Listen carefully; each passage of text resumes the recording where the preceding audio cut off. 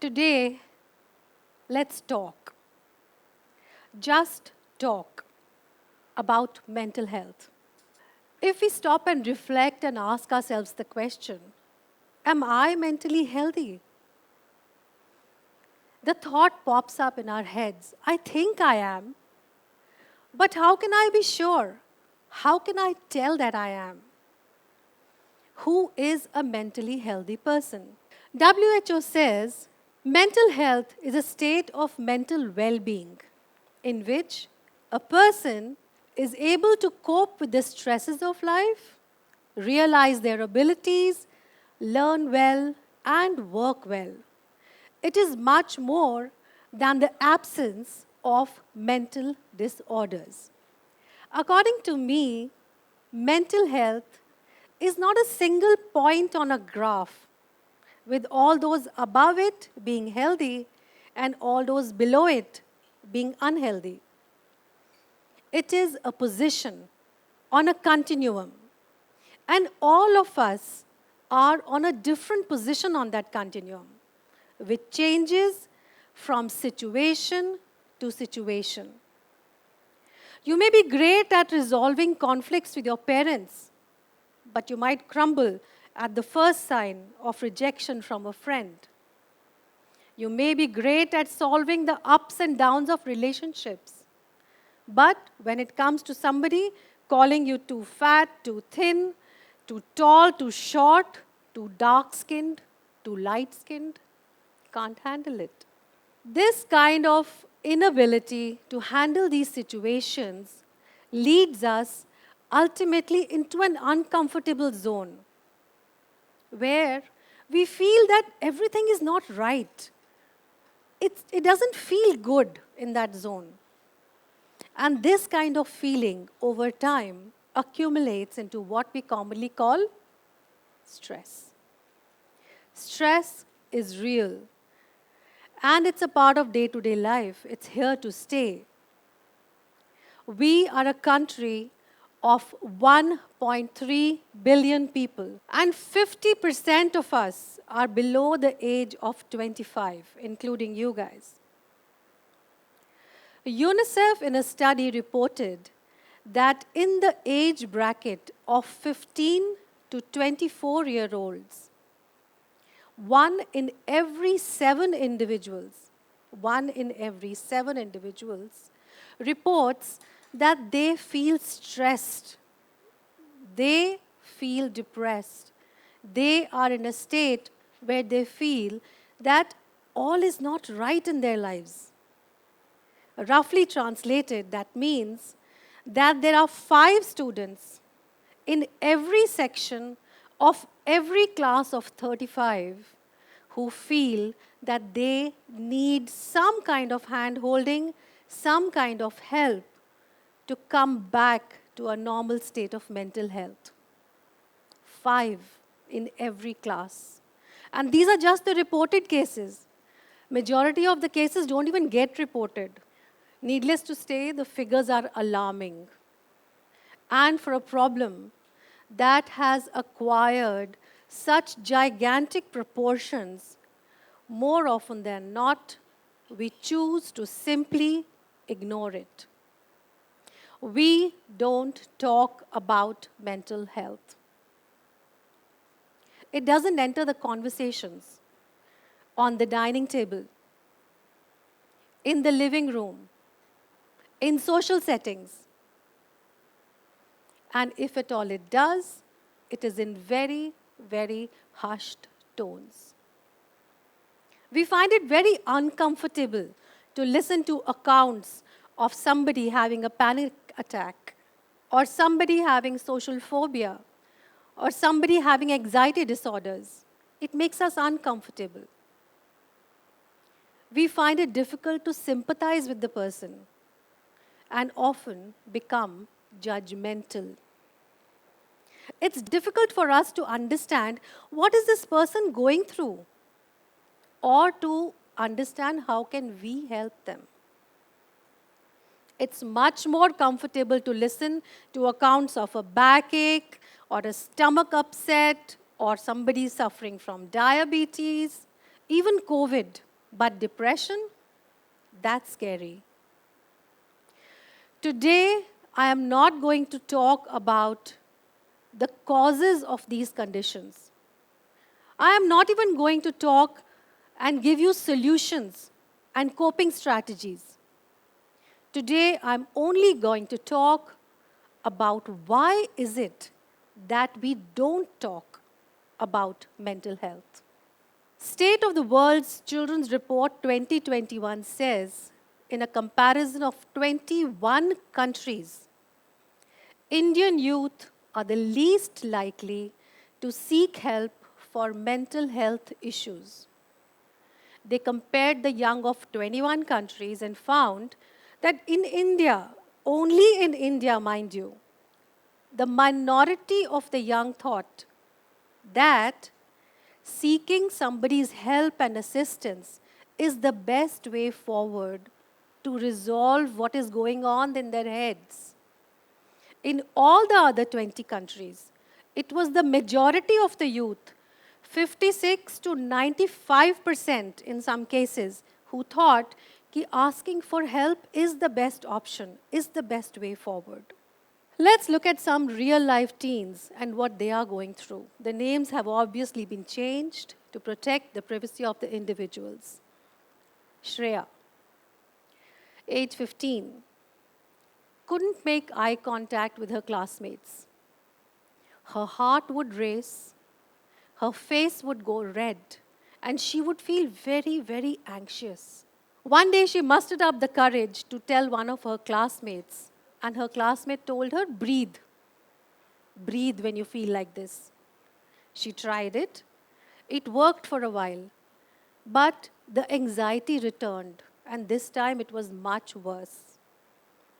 It got to a point where Shreya stopped going out during lunch. She sat in the farthest corner of her class alone. Anshuman, age 19, struggled with fitting in. He had low self-esteem. When he got his first invitation to a party, the first thing he did to blend in was reach out for alcohol. He couldn't understand why he was not accepted by his peers. And this self-doubt kept building up over the years. Yashika, age 17, had suicidal thoughts. She couldn't bring herself to deal with the insurmountable challenges of day-to-day life. Why is it that our young are not sharing? They are not confiding in others. Why is it that Indian youth refuse to tell somebody when they are not feeling right in their mind, in their head? I have compiled a list of the top reasons why this is happening, drawing from my own interactions over the decades with youngsters and compiling accounts shared by fellow professionals and from research studies done in India. One of the topmost reasons of somebody not sharing is fear. Fear of ridicule, fear of social stigma, fear of not being taken seriously, fear of listening to comments like, it's just a phase, give it time. It's stress, it'll be okay. Your friends are managing so well, why can't you? You're not the only one under pressure. Tension, it's just tension. Just breathe. Our family has never suffered from any mental disease or disorder. Don't tell anybody. It will put a stain on our family name. I don't know what you're talking about. Go, take some rest, eat something. These comments, though distressing and discouraging, are real. And they're very common. I'm sure some of you must have heard these when you shared about your mental conditions with your family. Another reason is lack of trust. It's not easy to tell somebody about your deepest secrets, about what you're really feeling inside. Breach of confidentiality. It's scary. What if he tells my parents? What if my friends come to know? What then? A lot depends on our relationships. If our bonds with the people around us are strong, we feel loved, we feel protected, we feel connected, and we feel comfortable in the relationship. Comfortable enough to confide in somebody. Confide in them and tell them, look, I'm not okay. Help. Or asking them, are you not okay? Can I do something to help? Another reason why youngsters don't talk is low self-esteem. When we are trying something new, it is very natural to have some bit of self-doubt. Am I doing this correctly? Did I make a mistake? It's a natural part of learning or anything. But when this self-doubt becomes a constant narrative in the head and becomes a part of your personality, it inevitably leads to low self-confidence and low self-esteem. And people who are not sure of themselves will find it very difficult to trust someone else. There are some other reasons too. Lack of knowledge about available resources. Let's say someone decides, fine, I'm not good. This doesn't feel right. I'm in a space where I'm not comfortable. I need to talk to someone. Who is that person whom I can talk to? That question, a lot of us don't know an answer to. Another reason is tendency towards being self-reliant. Why should I ask for help? I'm not weak. It's my problem. I will solve it. Another reason is a thought in the head which says, there's no cure for this. This is not a disease. There's no cure for this. And then these children end up resigning themselves to their fate. There are financial reasons. And last but not the least, an inability to recognize that there's a problem. Think about this for a bit. Sometimes we don't even know that what we are going through is not normal. And the problem goes undetected till it escalates into a disorder, into a more serious condition. A change in this mindset is not just necessary, but the need of the hour. Here are a few behaviors that I've listed that should act as a yellow signal and should make you pause and introspect. Have you ever consistently felt tired, fatigued, angry, frustrated over a long period of time? Have you ever had questions about your sexual orientation? Been in a one-sided relationship where you're always the giver? You're giving your class notes, you're giving your money, you're giving your time, you're giving your personal possessions. Have you ever had suicidal thoughts? Or neglected your personal hygiene for a long period of time? Have you ever consistently indulged in negative self-talk? I can't do this. This is not possible for me. I am not a good person. I am not beautiful. I am not strong.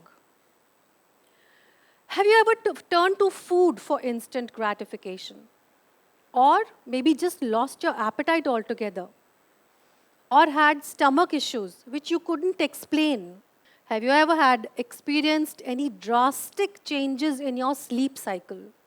Preferred to stare at a screen rather than talk to somebody? Have you ever had unexplained crying episodes? Turned to smoking, sexual promiscuity, hard drugs, alcohol? Some bit of stress and anxiety is a normal part of growing up.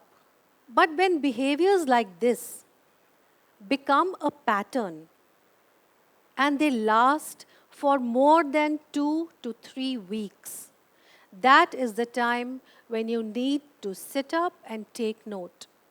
Half of all mental disorders, according to WHO, start by the age of 14, and they are left undetected and untreated till the person reaches adulthood and becomes a disorder.